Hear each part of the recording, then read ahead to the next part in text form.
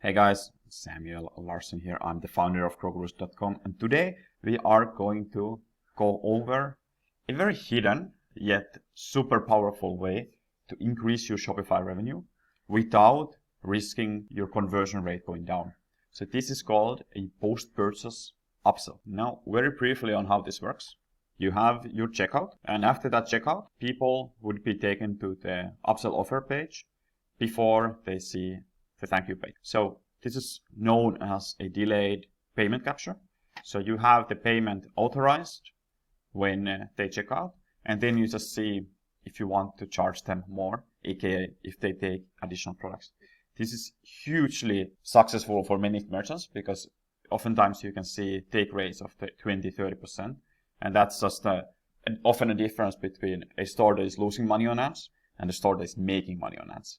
So there's a lot of potential here, and we're going to dive into some examples of how to do this. But before that, make sure to subscribe, make sure to like the video. If you have any questions about this video, comment below. We'll go over those comments and your questions regarding that. So that's it. Let's jump into this one. I'm going to give you a little bit of theory, but keep it very minimal. So the idea why this works so well is that you don't risk that initial order, and people have already decided to buy. So from that shipment, like from the customer's perspective, it's so much easier to just add something to the shipment rather than have multiple shipments. So you just have to buy once, but you just decide how much product you are going to buy.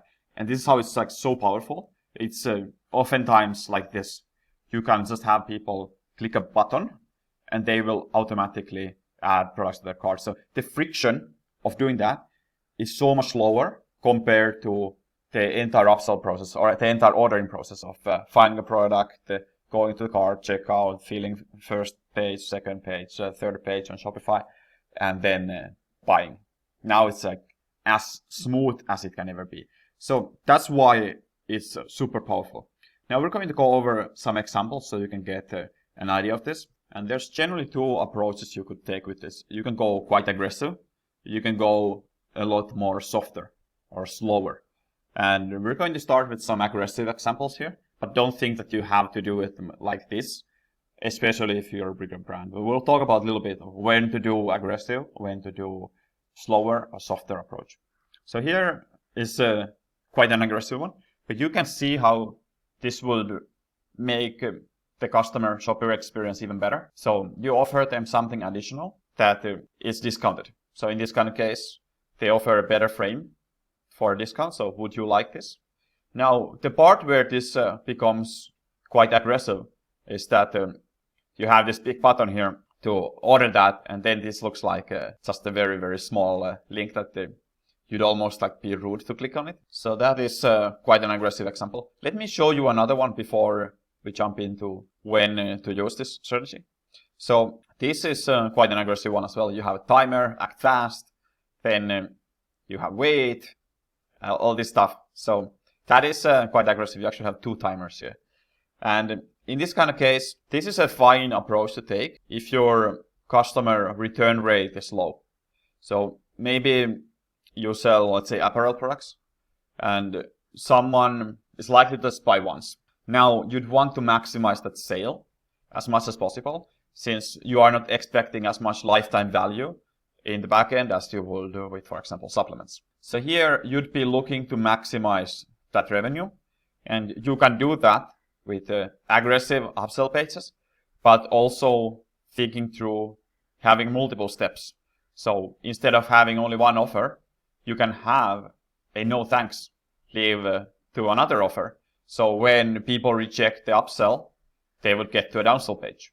And you can repeat this process one more time, for example. So you'd have a possibility of going through 4 pages, or if they just take the upsells, you can just take 2 pages. So it's between 2 and 4 pages. The idea is people go first to upsell. They reject that, they would get to downsell. They either take it or reject it. They would still get taken to another upsell. And there, if they reject it, they would get taken to a downsell.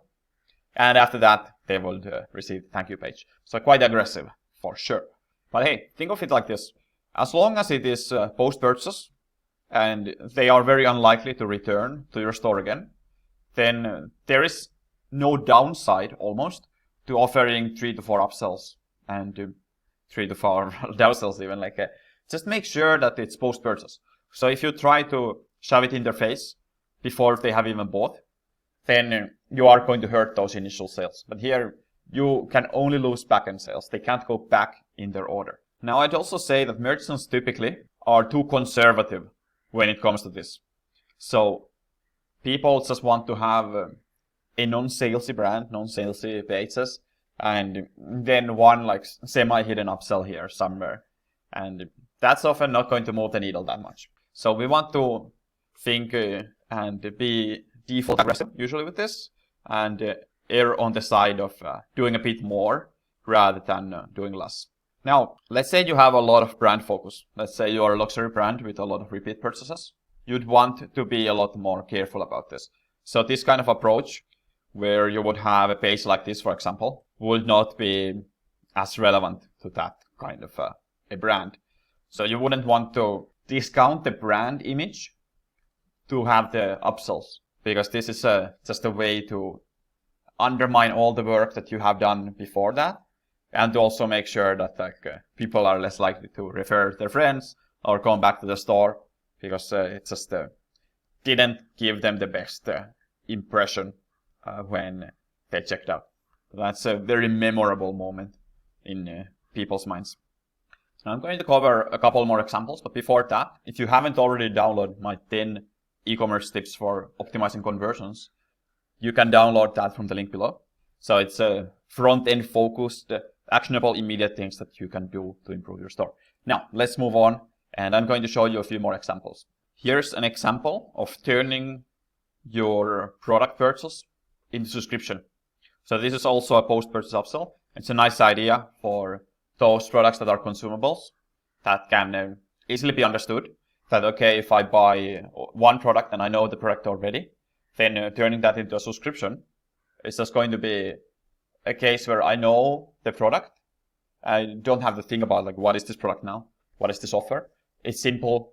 It's straight to the point. I'm going to get a 25% discount if I subscribe to this product. I'm sure these people will have a very good margin on this as well. So they are making a lot of money out of this upsell, as long as people take it, of course. Now, one thing that is not as good here is that it's all on one page. So you'd want to coordinate this beforehand. So you have only one upsell, one downsell done on a single one, because otherwise people will have to decide here. So you'd go with the best offer you have. So that is the highest upsell. And then if people reject that, you can back away with that a little bit and offer something a little cheaper and see if they take that. Here's another example. So a mobile example as well to go with those other ones. So it's simple. One more of what you already bought. If you don't have a complementary upsell product that can easily be understood, can easily be bought with your most popular products, you can always just offer one more, especially if there is a reason for expecting the first product to be consumed or something like that. So if you have a very specific luxury code, for example, that is like $400, you probably wouldn't want to offer the same code for 20% off. You'd want to offer something that goes with that. All right, a couple more examples. Here's a simple one. Do you want this or do you not want this? And it's right there when you have checked out. So you can do this page as a page. Right now, here's a pop-up, but simple. Do you want to add it to this order? Do you not want to add it? And a key principle, I want to hammer on this. Do not make people think here. If they don't understand what this is, then they cannot buy, because there is no information that can be additionally looked at in this page. They would have to go probably back to the store with another browser tab and look at it. And that's just not a very likely thing. People just are busy. It's complicated. They don't know how to do it. Maybe they're on their phone, tablet, whatever. It's very much more difficult there. So keep it simple. A simple example here as well. Let's say they bought a fat loss product. Would you also like a recipe book? And then offering some kind of a discount here to make it natural, why you are even suggesting this. So if they didn't buy it for full price, it's unlikely that they would buy it for full price here. And I know this kind of products, they have a very good margin. So no reason not to offer it with a discount. So if your take rate is going to be improved, you're going to be good. And you want to always think of the margin here as well. So with the discounts especially, if the discount is eating a lot of your margin, then it's often a case where you're just making revenue, but you are running in the same spot.